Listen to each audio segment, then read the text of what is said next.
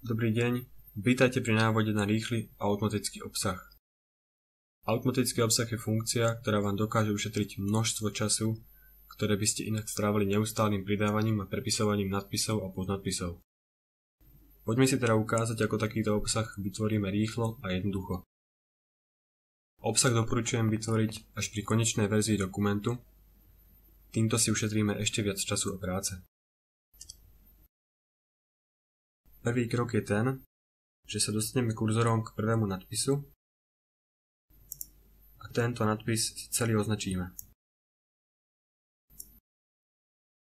Potom prejdeme na ponuku štýly, kde môžeme vidieť niekoľko ponúk štýlov. Nás však zaujíma iba nadpis 1, nadpis 2 a nadpis 3. Nadpisom 1 si budeme označovať hlavné kapitoly, nadpisom 2 budeme označovať ich podnadpisy, napríklad 1.1 a nadpisom 3 budeme označovať ďalšie podnadpisy, napríklad 1.1.1. Keď máme nadpis označený, klikneme pravým u štýlov na nadpis 1, pravým a zvolíme aktualizovať štýl nadpis 1 tak, aby sa zhodoval s výberom. Prejdeme na jeho podnadpis, znova pravým na nadpis 2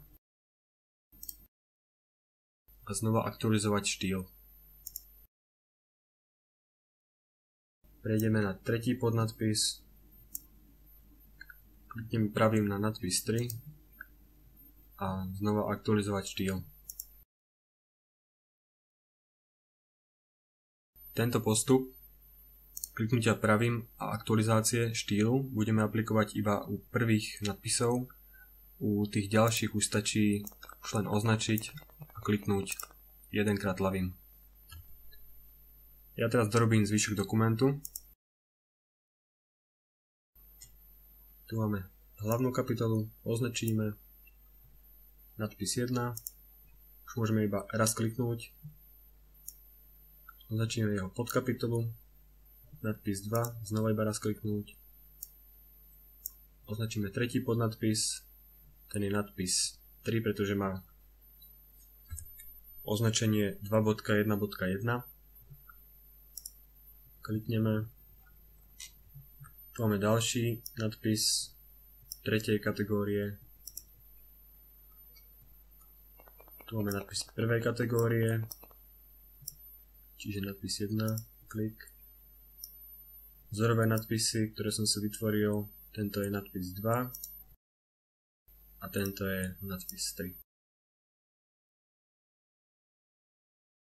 To, či máme správne označené nadpisy, si môžeme overiť tým, že u každého nadpisu, ktorý sme označili, je tento malý trojuholník. Ak máme označené všetky nadpisy, prejdeme na stránku, kde chceme vytvoriť obsah. Klikneme na referencie, klikneme na obsah a vyberieme napríklad prvý. Takto sa nám vytvoril pekne formátovaný obsah. Veľká výhoda tohto obsahu je tá, že ak pokračujeme v úpravách dokumentu, napríklad, že si na konci ešte priradíme ďalšie nadpisy, napríklad 5.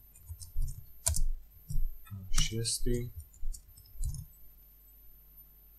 a označíme ich týmto spôsobom, tak vlastne stačí už len ísť naspäť do obsahu, kliknúť a zvoliť aktualizovať tabuľku a aktualizovať celý obsah. Týmto sa nám sám od seba vytvorí a upraví obsah do správnej podoby.